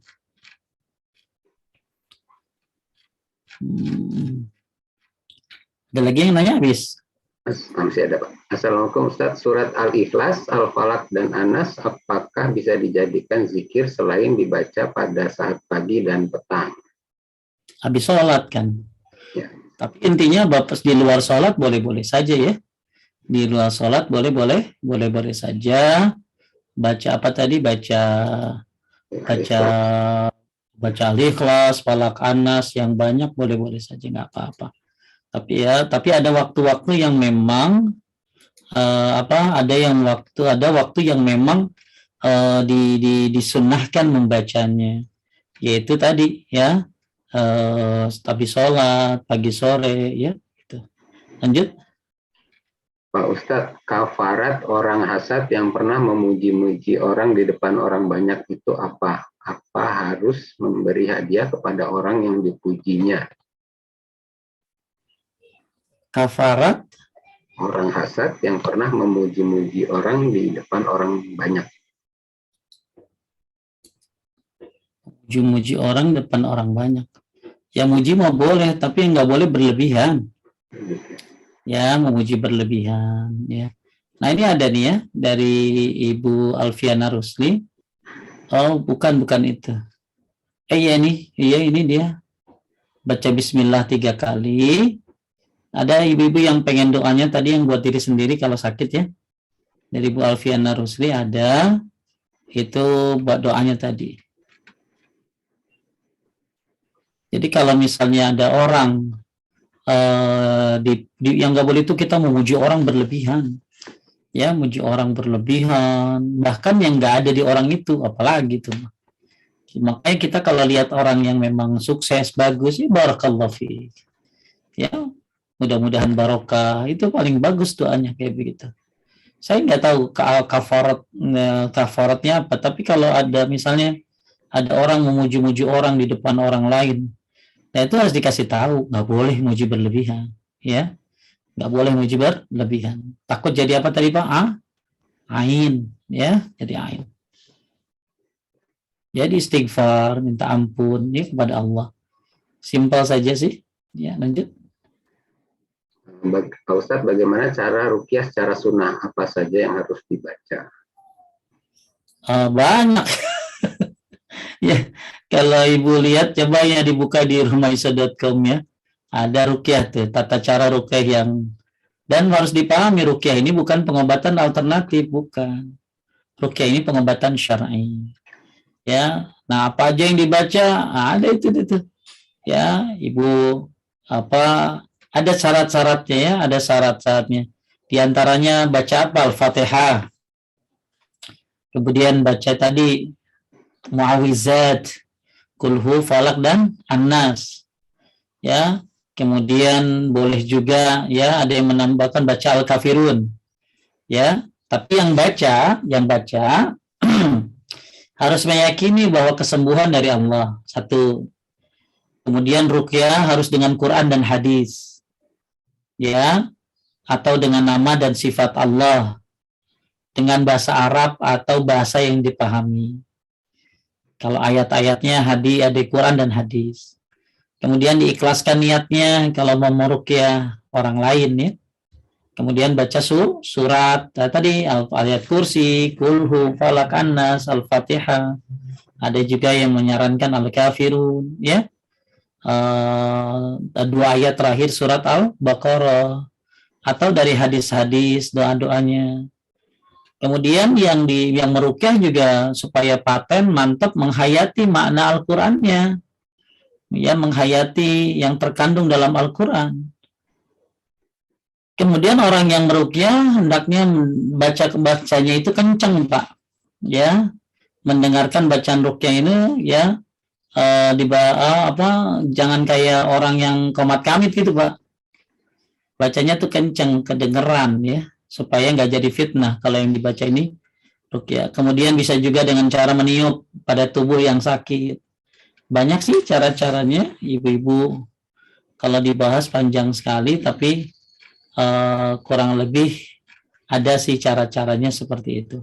Bisa dilihat di mungkin salah satu linknya ya dari Al-Manhaj ada tuh. Saya iniin ya di chatting. Kalau yang mau. Oke. Udah masuk ya Pak? Tata cara ruqyah yang benar. Ada? Ya. Bawah. Komplit itu. Ada nggak? Ya, sudah ada ini Pak. Ya, ibu-ibu bisa lihat tata cara ruqyah yang benar di chatting tuh. Ada lagi Pak? Ya, dari Ibu Yeni, jazakallah khairan Pak Ustaz, semoga Allah memberi kesehatan Pak Ustaz, dan pada pengurus juga terima kasih undangannya, semoga pahala kebaikan diberi Allah. Dari Ibu Agustina, Assalamualaikum Ustaz, untuk zikir Al-Fatihah 100 kali bisa untuk segala permintaan. Nggak ada zikir Fatihah diangkain 100 kali, nggak ada dalilnya. Kalau membaca Al-Fatihah, baca aja yang banyak. Ya, tapi kalau ditentuin 100 kali itu harus ada dalil, nggak boleh nentuin 3, 4, 10 kecuali ada dalilnya. Baca kulhu 3, falak 3, anas 3 itu ada dalilnya, ya. Baca apa lagi? Misalnya baca la ilaha illallah wa syarika lahu mulkul hamdu himmatul kusyai'in qadir itu ada dalilnya. Jadi kalau baca Al-Fatihah 100 kali niatin ini itu nggak ada dalilnya itu. Jadi Ibu kalau baca Al-Fatihah baca aja. Ya, tapi ya janganlah bacaan-bacaan zikir kayak gitu ya dijadikan buat dunia ya Pak ya.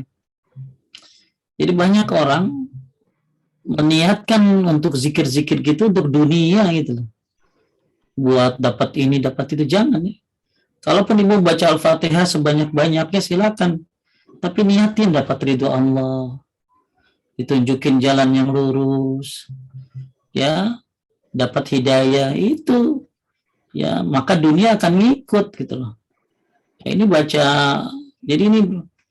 jadi saya harapkan ibu-ibu semuanya ya, kalau dengar zikir dari orang, baca 1000, baca 100, baca 75, itu bisa dipastikan gak ada dalilnya kayak gitu.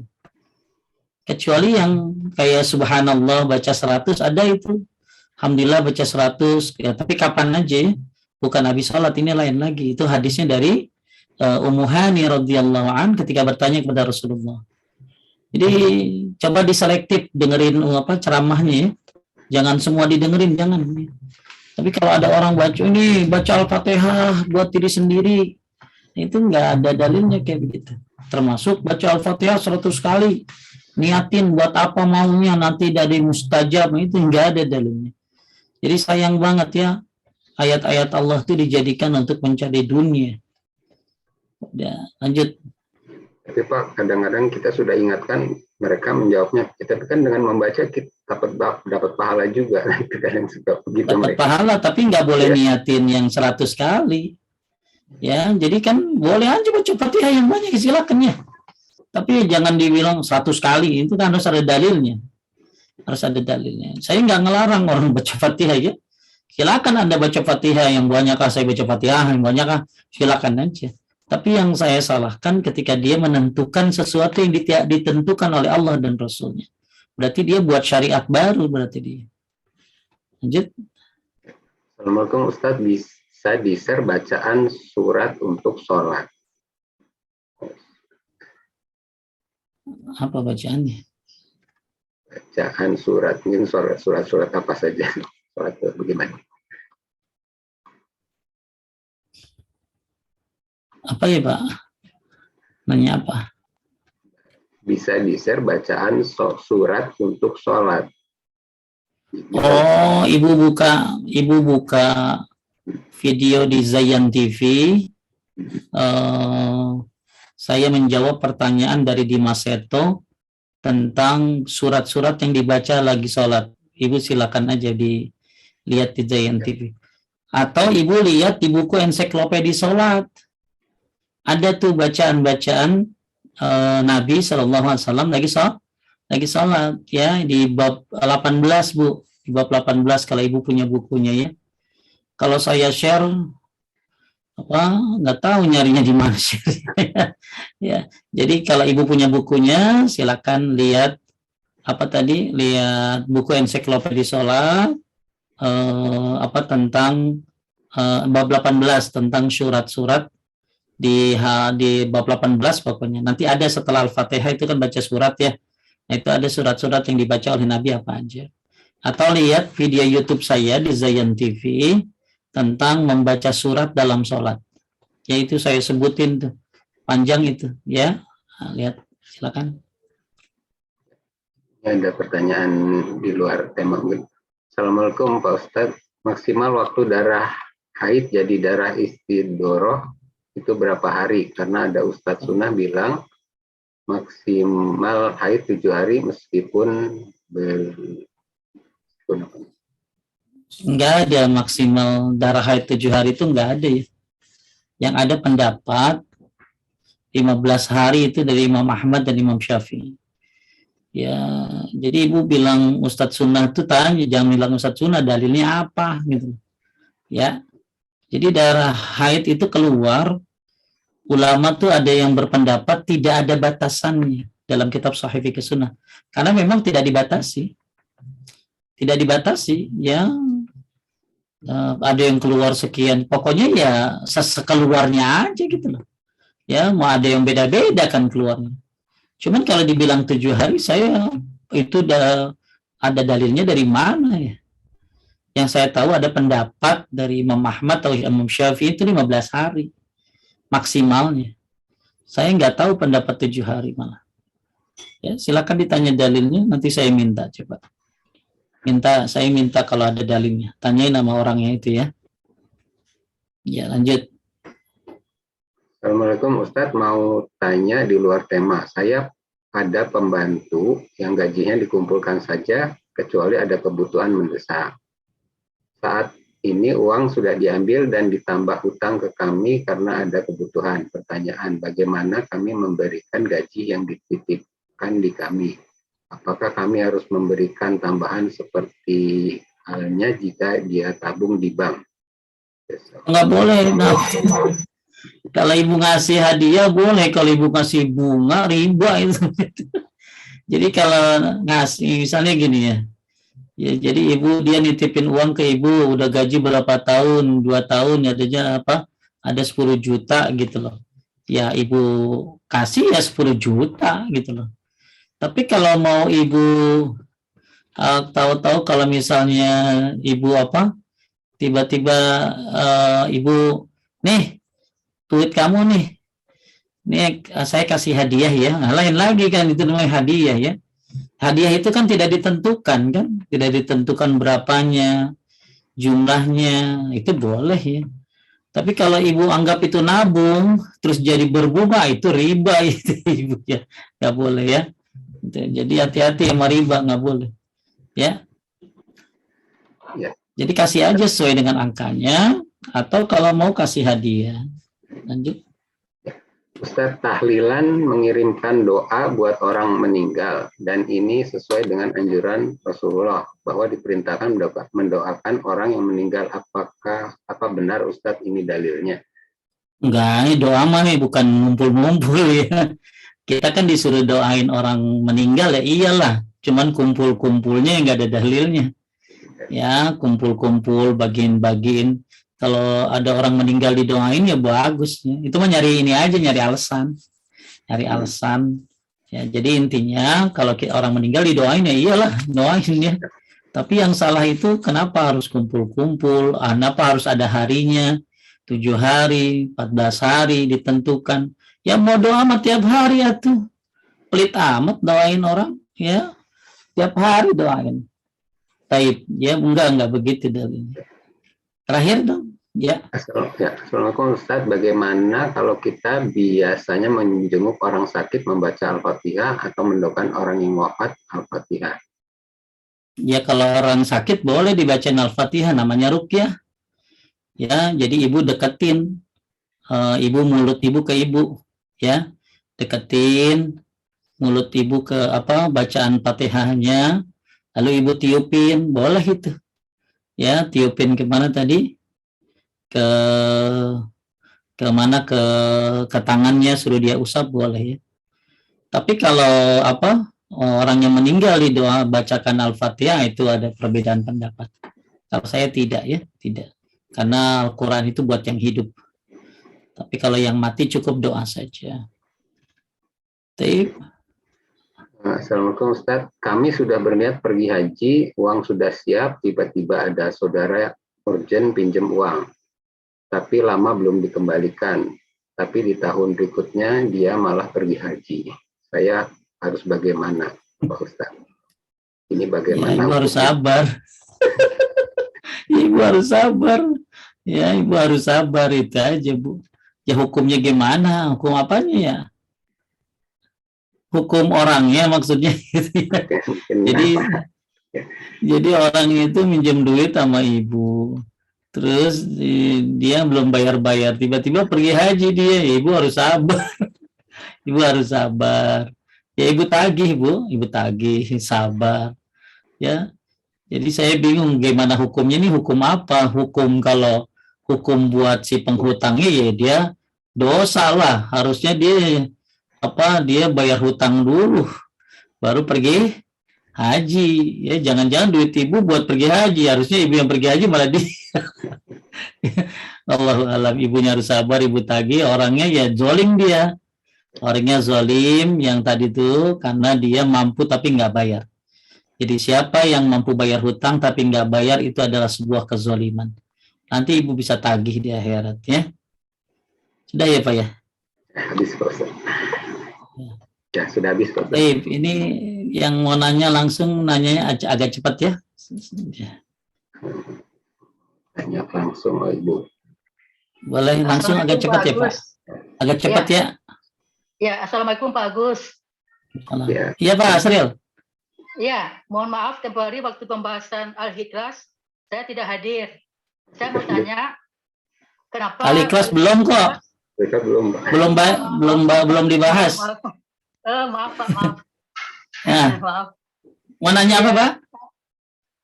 Kenapa surat Al-Ikhlas tidak masuk kelompok yang 2 ini Pak? Lain lagi nanti ada lagi. Gitu. Iya. Pertanyaannya ya. Jadi gini Pak Asril. Ya. Baik gini, jangan dimatiin dulu.